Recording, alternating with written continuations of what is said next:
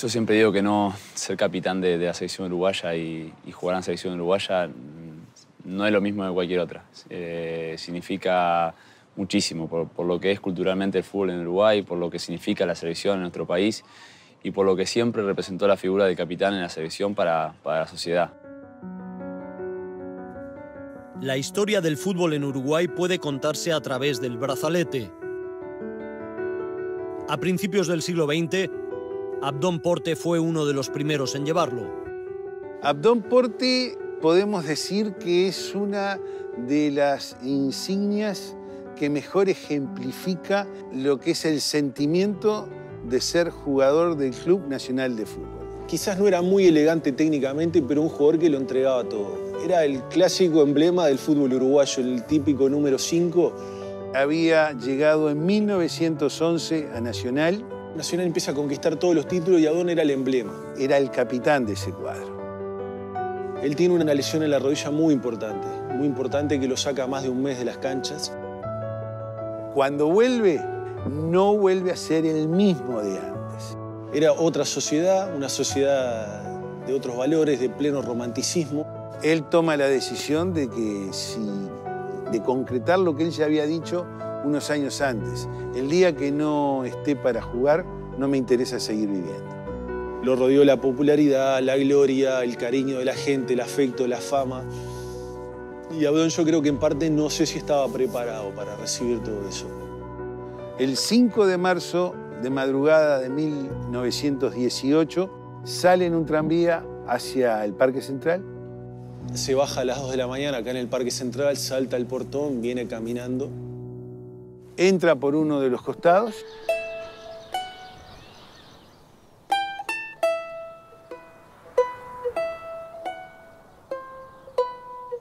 Se arrodilla en el medio de la cancha. Va hasta el centro de la cancha y se pega un tiro. No, ni en un arco ni en el vestuario, él se arrodilla en el medio de la cancha, que era el lugar donde él jugaba, y lo hace en el corazón, no se pega el tiro en la cabeza.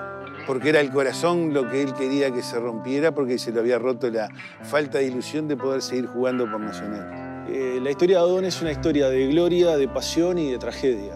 Dejó 2 cartas, una dirigida a su familia y otra dirigida al presidente del club. Él les pedía disculpas y les explicaba un poco por qué había tomado esa decisión. Y fue una tragedia muy fuerte. Ese día murió el jugador y nació la leyenda. Y bueno, hoy en la tribuna que estamos acá, la tribuna Abdón Porte, es un hecho que creo que no tiene parangón, no tiene ningún similar en la historia del fútbol mundial.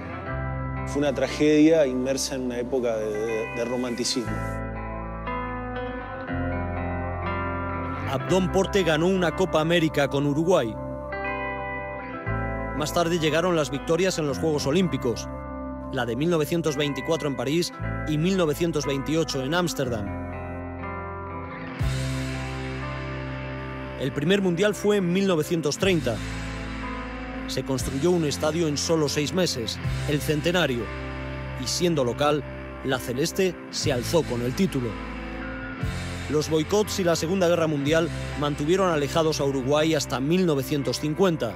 Una huelga amenazó entonces la presencia del combinado en la cita mundialista. Y el capitán de la selección, Obdulio Varela, fue quien encabezó la revuelta. Uruguay ha tenido caudillos y líderes. La diferencia entre uno y otro es que el caudillo se impone por sola presencia, por carisma. Obdulio Varela sigue esa cadena de caudillos que ha tenido el fútbol uruguayo. Hubo una huelga de futbolistas para reivindicar derechos de los futbolistas, que ahora son una cosa común, pero en aquel tiempo no existían. Durante esa huelga, él volvió a trabajar como albañil. Y la gente pasaba y lo admiraba y lo saludaba y él estaba en la obra haciendo los trabajos que hace un trabajador común. Fuera del fútbol ha trascendido en todos los ámbitos de la sociedad uruguaya. Una persona que apenas terminó la escuela primaria, tenía un liderazgo y una sabiduría. Fue el gran símbolo, el negro jefe, Jacinto, como que le gustaba que le dijeran a él. Todavía la gente, al pasar de los años, lo sigue respetando y sigue recordando anécdotas y historias de lo que se dice que decía o que hizo y que realmente fueron así, ¿no? fue muy importante, adentro y afuera de la cancha. Los futbolistas ganaron derechos laborales y terminaron la huelga. Sobre el campo, el 16 de julio de 1950, Obdulio y los suyos también iban a hacer historia. El maracanazo es parte de nuestra esencia, responde a la proeza más gigantesca del fútbol uruguayo. Pero yo creo que Maracaná marca un hito sumamente grande en Uruguay. Un acto único de esos jugadores y perduró y perdurará siempre en el tiempo. Haber jugado en el Maracaná con más de 200.000 personas en un estadio que reventaba, que Brasil ya era campeón, que la gente ya festejaba. Brasil con el empate era campeón.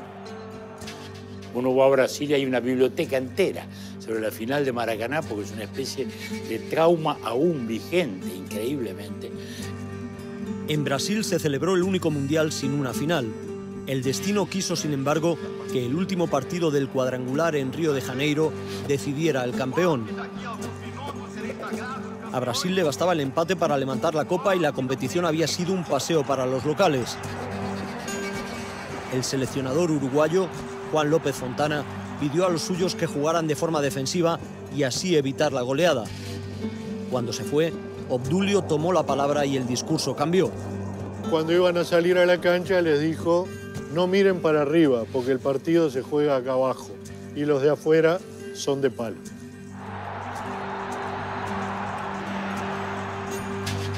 Brasil se adelantó 1-0 y Uruguay necesitaba 2 goles.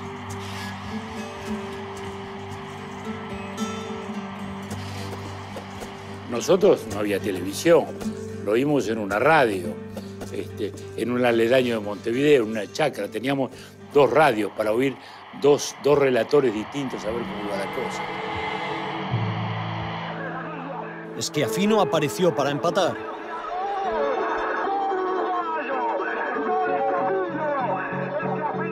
Y en el minuto 79, Alcides Gigia dio la vuelta al partido.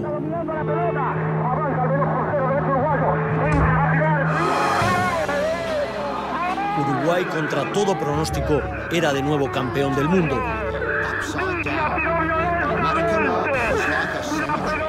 La sorpresa fue tremenda y la entrega del trofeo un auténtico desastre.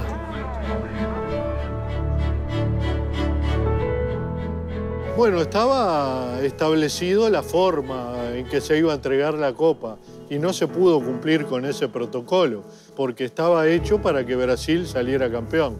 Los jugadores uruguayos se quedaron allí deambulando por la cancha y en determinado momento Obdulio Varela les dijo: bueno, muchachos, cualquier cosa nos vamos. Con la copa o sin la copa, los campeones igual somos nosotros.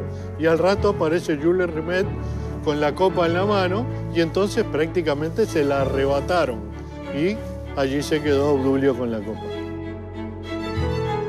Yo recuerdo los cuentos de mi padre. Mi padre dice que de pronto estaba trabajando y la gente empezó a salir de la óptica corriendo y por la calle corría más gente y de pronto se encontró en 18 de julio celebrando y festejando casi que sin saber por qué estaban festejando, ¿no? Bueno, y luego aquella emoción y el festejo y los bailes en la calle, ¿no? Los jugadores festejaron haciendo una colecta entre ellos para comprar pizza y cerveza. En mitad de la alegría, Obdulio se fue. Prefería consolar a los derrotados que saborear la victoria. Le vino como una tristeza especial al ver cómo sufría el pueblo brasileño esa derrota. Y Obdulio estuvo siguiendo en distintos bares y tomando algo con la gente que allí estaba. Algo que hoy parece como impensable.